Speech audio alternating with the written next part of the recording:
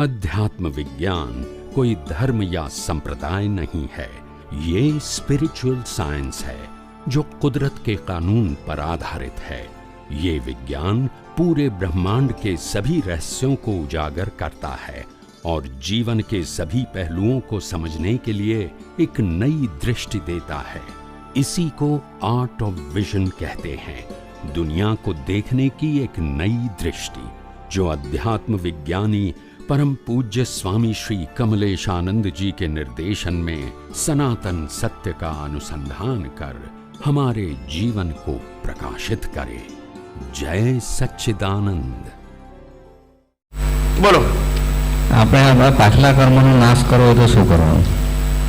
પાછલા કર્મનો જે આપણે ભોગવીએ છીએ ભોગવટો, તેમાંથી મુક્તિ મેળવવી હોય તો પાછલા કર્મનો નાશ કરવો પડે.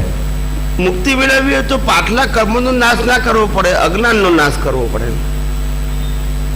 શેનો કરવો પડે? અજ્ઞાનનો. અજ્ઞાનનો નાશ કરી શકાય, કર્મનો નાશ ના કરી શકાય. કર્મનો નાશ કર્યો હોય તો રામકૃષ્ણ માવીને ભોગવટો ના આવે.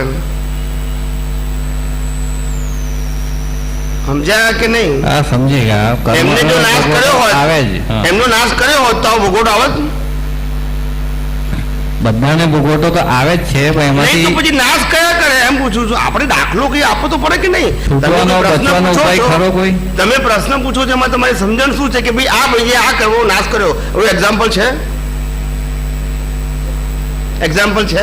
યાદ કરીને કહું ત્યાં સુધી બીજા કોઈ પૂછવું હોય તો પૂછો. કોઈ વ્યક્તિ એવો છે કે કર્મનો નાશ કર્યો? કેવી રીતે હોઈ શકે? રામકૃષ્ણ મહાવીરે ના કર્યો, ફરજિયાત કર્મ ભોગ્યા, તો નાશ કોણ કરી શકે? કર્મનો નાશ ના થાય, અજ્ઞાનનો નાશ થાય. અજ્ઞાન નાશ થાય એટલે કર્મ બંધાય નહીં, અને બંધાય નહીં એટલે કર્મ ભોગવવા ના પડે. પણ જે કર્મ લઈને આવ્યા હોય એનો નાશ કેમ ન થાય? એ તો ફરજિયાત ભાગ છે. જેની એક્ઝામ આપી દીધી એટલે રિઝલ્ટ કેવું કહેવાય? ફરજિયાત. તમે એક્ઝામ આપો કે મારે રિઝલ્ટ જોઈતું નથી, એવું ચાલે? એ તો ફરજિયાત છે. એક્ઝામ આપી માટે હવે રિઝલ્ટ ના જોઈતું હોય તો એક્ઝામ આપો નહીં તો રિઝલ્ટ નહીં આવે. એમ કર્મ બાંધ્યા એટલે આ અવતારમાં તો ભોગવવાના છે, એમાં ફેરફાર થાય. હવે ના ભોગવવા હોય તો બાંધવાના નહીં. શું નહીં કરવાનું? બાંધવાના નહીં તો ભોગવવાના નહીં આવે. પણ જે બાંધ્યા એ તો ભોગવવાના છે. રામાયણ મહાભારત કાળમાં ઘણા સાંભળ્યું છે કે ફલાણા ઋષિએ ફલાણી વ્યક્તિને શ્રાપ આપ્યો. કોઈ ભૂલને કારણે ઋષિ ગરમ થઈ ગયા અને શ્રાપ આપી દીધો. પછી ઋષિને મગજ શાંત થયું એટલે શ્રાપ પાછો હળવો પણ કરી દે છે. તો આ એક જાતનો કર્મને નાશ થયો, કર્મને હળવું કર્યું, તેવી કોઈ પદ્ધતિ છે આપની પાસે? એમને કર્યું નથી ને કોઈ કરી શકે એમ નથી. આજે થવાનું હતું તે જ થયું છે. એમને કર્યું નથી, સમજાય છે? એમનાથી થઈ ગયું છે, કર્મ સત્તાને આધીન. ખ્યાલ આવ્યો? આપણે એવું માનીએ કે રામે પેલા શું હતી, પેલા પથ્થરમાંથી દેવી કરીને, અહલ્યાને કરીને, પણ સીતાને ના ઓળખી શક્યા, ના સમજાયું. તેને અગ્નિ પરીક્ષા કરવી પડી, ના સમજાયું ને? પથ્થરને ઓળખી શક્યા, જીતી સીતાને ના ઓળખી શક્યા. એટલે સમજાય ને આ કર્મના ખેલ છે.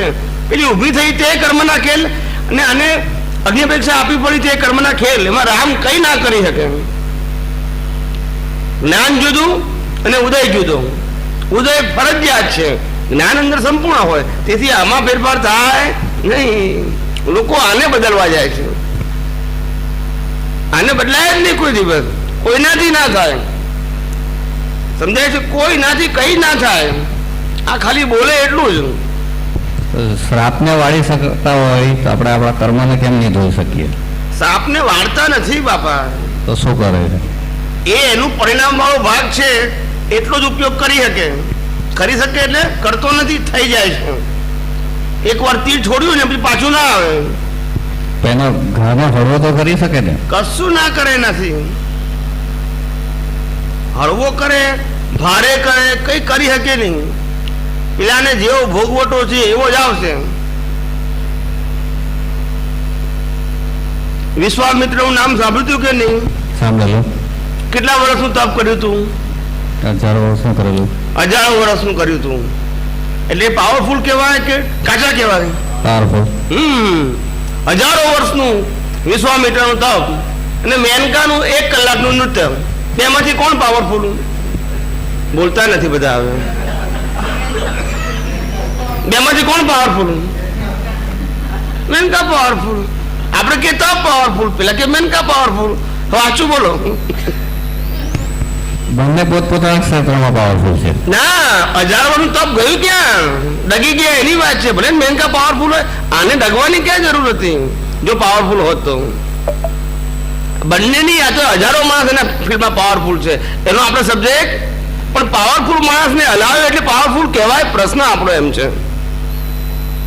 આપણે બેને અલગ નથી કરતા, બેને એક કરીએ છીએ આ સંજોગને આધારે કે કોણ પાવરફુલ બેમાંથી, એમ કહીએ છીએ. બેની વાત નથી કરતા. આ બેમાં કોણ પાવરફુલ? આ સંજોગોમાં મેનકા પાવરફુલ. પેલું 1000 વર્ષનું તપ ચલાયમાન થઈ ગયું, ખ્યાલ ના આવ્યો? આ ના ચલાયમાન થયા તો પાવરફુલ હતા જ, આપણે ક્યાં ના પાડીએ છીએ? પણ હલી ગયા માટે સાબિત થયું કે પાવરફુલ નથી. એટલે સમજવાનું હોય, કર્મ સત્તા કોઈને છોડતી, કર્મ સત્તા આગળ કોઈનું ના ચાલે. 1000 દાખલા લો, ચાલે. એટલે આ તો ધીમે ધીમે બધું સમજાય ભાઈ, એમને સમજાય. આ ચોપડી વાંચીને આપણે સમજવા જઈએ, આ કથા વાર્તાઓ સાંભળીએ, પ્રવચનો સાંભળીએ, એનાથી દાડા નીકળે ખરા, પણ વળે એ કોઈને જ્ઞાન નથી. શું નથી? ચોપડીમાં લખેલું છે, બોલે છે. એક શબ્દ આરામ જો અનુભવનો બોલતા હોય તો. હા, પણ બોલે ત્યારે એવું બોલે છે કે જાણે હું જ્ઞાની છું. એટલે તો આ બધા ફસાઈ જાય છે ને. ના સમજાયું? ફસાય છે કેમ? ફસાય છે કેમ? તમારું સ્વપ એવું હોય તો જ ફસાય છે.